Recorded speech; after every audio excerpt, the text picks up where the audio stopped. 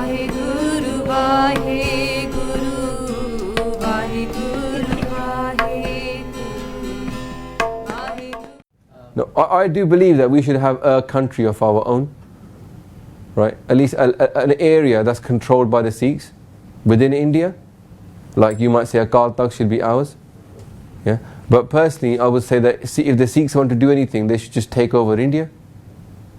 Like really, India is not that big. Do you mean like militarily, or do you mean with like ideas? No, just everything. Yeah, every kind of way. Not just like one way, every kind of way. So India's only got 1 billion people, but we've never really done much prachar in India. So you just make loads of Sikhs. You get to about 500 million Sikhs, you can take over India. Just do prachar. All these Indians, if you tell them about Guru Nanak Dev Ji and the fact they need a guru, the same story, we just told you the same story, tell that same story to somebody and say, you need to find a guru, you understand? They go, I get it, I need to find a guru. What kind of guru do you want? And they're going to say, well, probably one that's enlightened, one that's one with the truth. You say, I got a guru for you. There's 10 of them. And this Guru Granth Sahib Ji is now the guru. And it's the most amazing thing in the world. They should become a Sikh.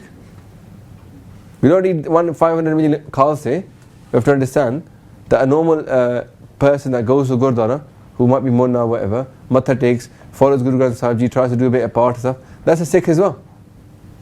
Yeah? We need 500 million of those out of 1 billion, and then you've got to take over India. You're no longer a small group they can squash.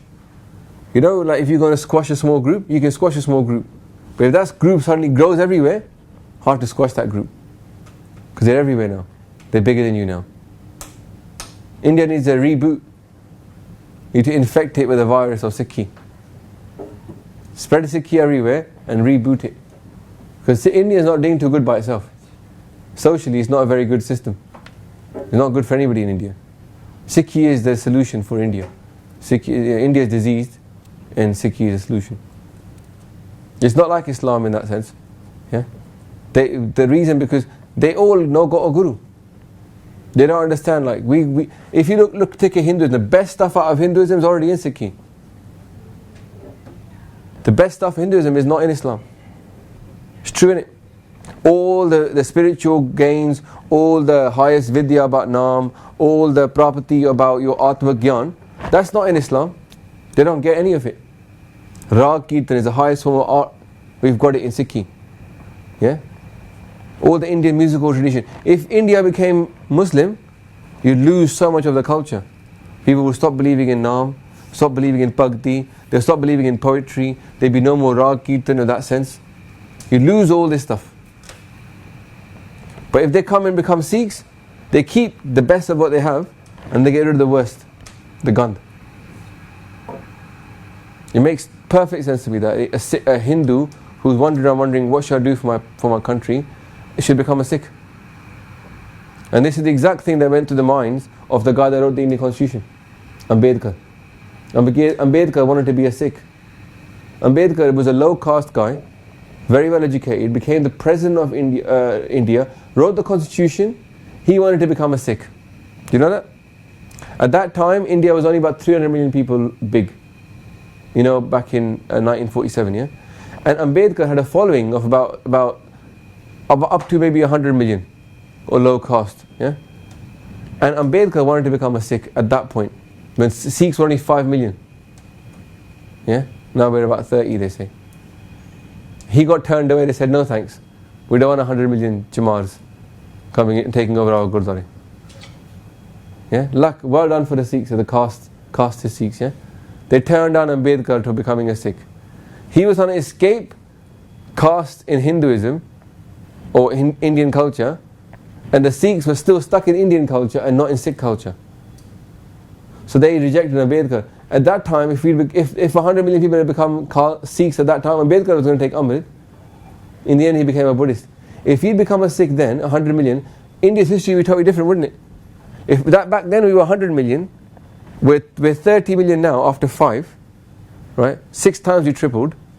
At that time, if we had 100 million Sikhs, we'd be 600 million Sikhs now. And we would have India. This is real stuff I'm talking about. I'm not talking some joke that, oh, we should take over India, ha ha ha, bada funny se banda. I'm talking real stuff. 50 years ago, had we done the right thing, we would have India now. We wouldn't have to worry about Punjab. The only reason the Khalistan movement is here now is Punjab orientated. It's not India orientated. The Khalistan are not trying to free the Kashmiris. They're not trying to help the Manipuri people. They're not trying to help the Assamese. They're not trying to help anybody else apart from they want Punjab for themselves. So it's a Punjabi nationalism movement mixed in with Sikhi. You understand? A Sikh nationalist movement would say, Raj Karega Khalsa, over the whole world. So our aim should be to take over India. And if we start focusing on something small like Punjab, if you think small, you stay small. You're not going to inspire Tamils to become Sikhs by talking about Punjab and Khalistan in Punjab. If you say talk about Khalsa Raj over India, a Tamil might buy into the Khalsa idea and say, I want to be part of this Khalsa Raj, takes over India and changes it. Yeah? Some Guju guys sitting there thinking, yeah. But if you keep talking about Khalistan in Punjab, no one else is going to relate to it. And you remain small because you think small. That's the truth. Sikhi is not meant to be so small. Sikhi was meant to become big. We keep thinking small. In 50 years, where are the Gujarati speaking Prachariks? Where are the Tamil speaking Prachariks? We've got English speaking Prachariks now. How come we can't speak Indian languages? There's no famous Hindi Prachariks in India. Do you get it?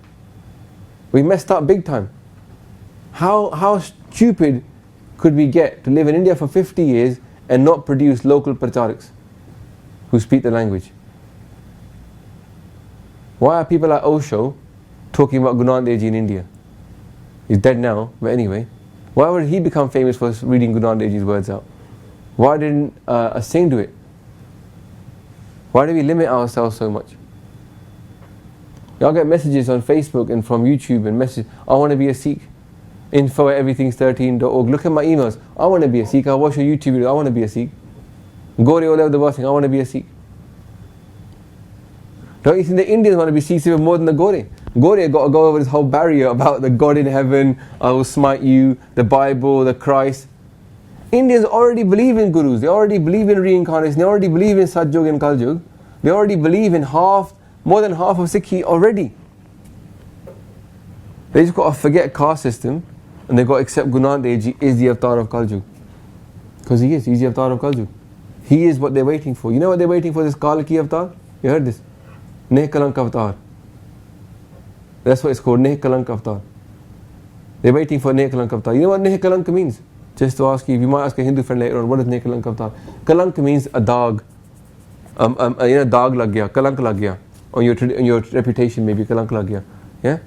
Neh Kalank means without a kalank, pure, nirmal. Same thing as nirmal. Nirmal means without dog, and Neh Kalank means same thing. Neh Kalank avatar is the nirmal avatar of God. Who is that? Nanak Nirmal Panth Chalaya. Guru Nanak Dev Ji, he formed a panth that was pure. He is the solution to Kaljug. We just keep keeping it to ourselves. Do you think the Indians want a solution to Kaljug as well? Are they not living in Kaljug right now? India is a bit like hell right now. Yeah? For women, for children, for the poor, India is hell. And who's going to save them from that hell? Not Guru Nanak Dev Ji, not Guru Gobind Singh Ji going to want to go save them out that hell. Kala Taran Guru Nanak Aya. Never said Punjab Taran Guru Nanak Aya. The problem here is that people keep thinking, first we get our land, then we'll go and save everybody else. But it don't work that way. First you grow your panth, and then you become free anyway. Because once you control India, you ain't got to worry about problem with Punjab, because you control the whole of India. You can set central policy. Then you can have Hazur Sahib, which is not in Punjab, and Patna Sahib, which is in Bihar. Yeah? You can have all the place. Why ask for a little when you can ask for the lot? Or take over the lot. That's how a king works, isn't it? A sovereign individual sees. Imagine like, have you ever heard of Tunde Asraj Ki Tuni? It's a big Nivasa Diwan. The story of Tunde Asraj is very funny. Tunde Asraj, he was a son of the king, and the king married another beautiful wife, second wife, very beautiful, very young. The younger lady, she fell in love with the prince Asraj. Yeah, she fell in love with him. And he refused her. He said, no, you're not my mother. You're married to my father. How can I, have a relationship with you? She then ripped herself up and said, rape. She wanted to get him back. So the father now takes the word of his new wife. He's got more attachment. So he then banishes his son. He orders him to be killed, but the person who's going to kill him takes pity upon him, knows that he's blameless, and I think he chops off his foot. So he's a cripple now. Now as a cripple, Tunde Asraj happens to leave that kingdom, banished, ends up going through to a city where they were looking for a leader, and they didn't know how to choose a leader, so they said the next person that walks through that bridge is the leader. And through comes Tunde Asraj. Tunde, because he's a cripple. Tunda means cripple. Yeah? So from that point, he became the leader of that city. He ruled it so well, he then became the king of that whole land. And then he went back and got his land. Now, what can we learn from this? Because we read it in Asa Diwar. It's written to Tunde Asraj ki Tuni. Every day in the Gurdwara they read out. Yeah? Vasloka na slok mehle pehle ke likhe Tunde Asraj ki Tuni. Slok mahalla pehla balehari guryapani. Yeah? Like it's like, what should we do? We lost our Raj, right? We got booted out of our own country and our own Raj. What should we do now? Become the Raj somewhere else. Become the king somewhere else. And then with power, go back and take your own kingdom. Where are we now? England. It's a democracy. And it works. Why don't we take over England? How many people would it take? Mathematically, you're all bright. Who does maths here, by the way, just out of interest? Or something scientific? I do finance. Okay. You do finance, yeah? So what's the population of the country? 1.1, 1.2 billion. What, India? Of this country? This country? Around 65. 65 million. Well, how many seats are there in parliament? MPs. 647. Yeah. So, if you divide, right, 60 million by 125,000, Sawa lakh se ek lalaun, tabe Gobind Singh naam ka ho. You know what number you get? About 560, maybe 600. So you had 600 Sikhs who get elected into parliament, and Sawa lakh se ek lalaun, you take it over the country. So all you need is 600 really nice people, really, really good Charti Kala people that everybody likes, and they vote them in as their MP. And you got Khalsa Raj in this country. You do what you like then, innit? We're not talking about destroying the country. Sikhi would not even touch one of the churches. We probably make the churches even more full. We preach about the Naam.